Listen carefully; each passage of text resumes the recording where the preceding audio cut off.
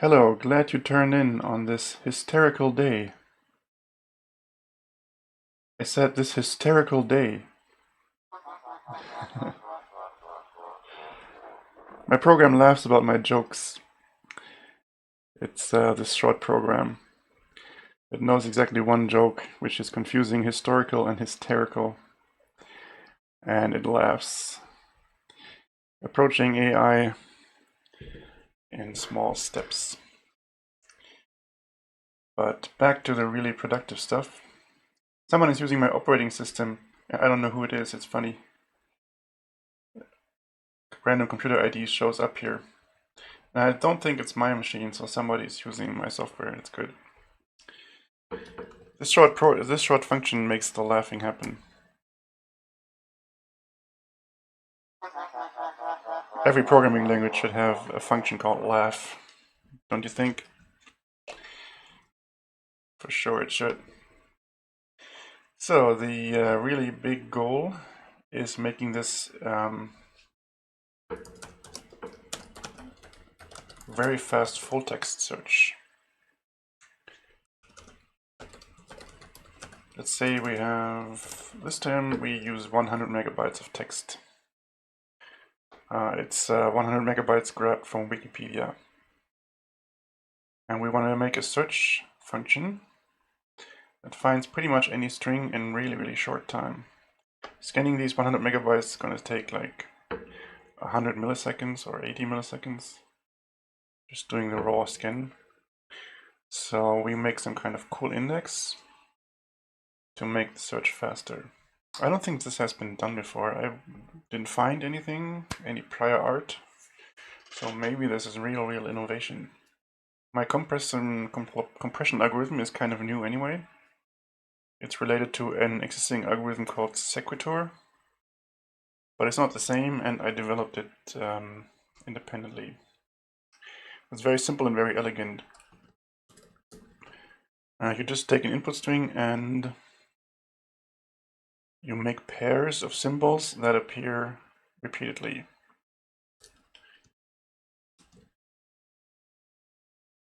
Let's give an example. Okay, enough of this. Let's see. There's a nice visualization method for the compression result. Let's see. Oh, and where is my chat? Here is my chat. And where is my goal?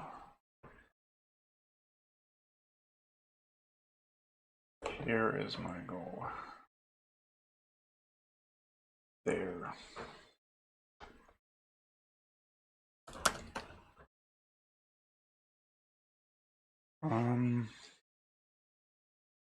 Here. Oh, I made a module to test the compressor here, exactly. Live compressor.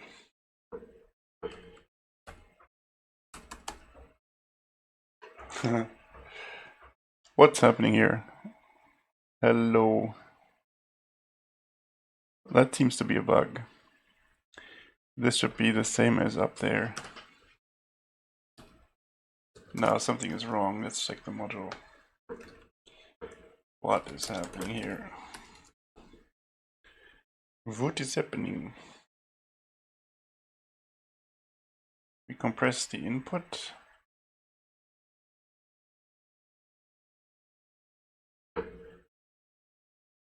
Yeah, there's this optimization that tries to append to the existing text.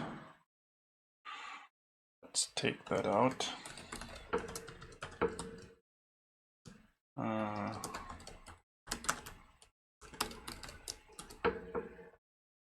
Do the robust version.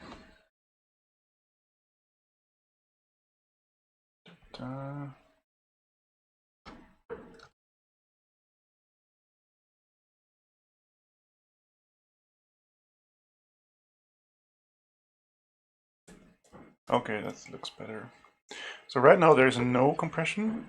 It doesn't find anything repeated. Let's add more characters. Here. Now these brackets indicate that a string was found twice. And when we add more repetition, we see more brackets. So now some structure has been found, and down here as there's a prediction that's kind of, it's a very silly kind of prediction. There's not much logic in there yet. What is, see, I'm doing 5 repeated predictions where the output of the prediction is used for another round of predicting. And it's kind of funny, but maybe not terribly useful. Yet I was a little bit disappointed. I thought I could make cool predictions easily.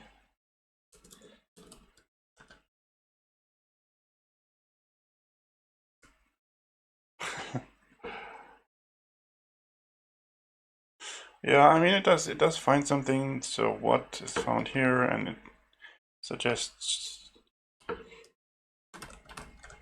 to continue the same way, but it's not perfect yet. It's not GPT-2 yet.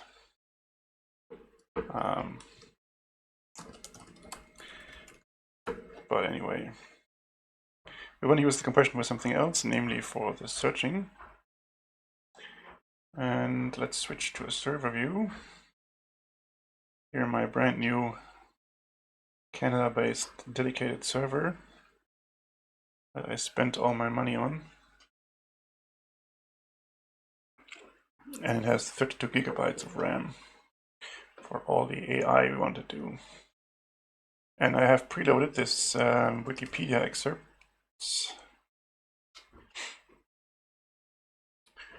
of 100 megabytes and indexed it with the compression algorithm, which blows it up to, I think, 3 gigabytes. The index is not optimized yet, but doesn't matter, we have enough RAM. And now we can search over it. We're searching for the string hello. I don't know if the word hello appears in this 100 megabytes of Wikipedia stuff. It may not. And yeah. What does the search algorithm do? It takes our query, which is hello, and it compresses it. And we get these 3 symbols, and they have IDs, and the symbols represent H, E, L, L, and O. So if the word hello appears a lot, it would have compressed the whole thing into one single symbol, because the word hello already has a symbol. This does not seem to be the case. So we are still unclear whether the word hello appears in the corpus or not.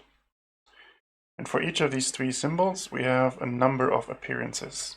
These are the numbers. So it's not the appearance in the text, but the appearance in other structures which comprise the text. So now we have to go from this first rendering of the query. We have to move on from there. Let's see where in the text we can find this. I've been thinking about this quite a bit. It's certainly not trivial, and we want to have it really fast. The whole search should happen in 1 millisecond. So let's see if we can do that.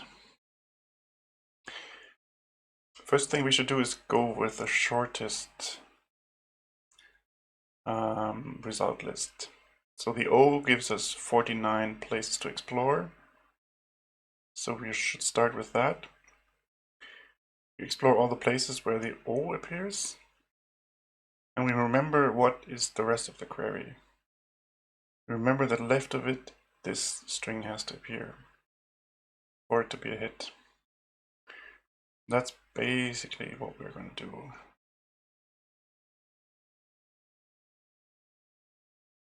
Let's see. Here's the new searcher. Oh yeah, shining a laser at the moon, that's a good idea. Yeah, oh, I'm not gonna stream anyway. It's so much work. That's just code.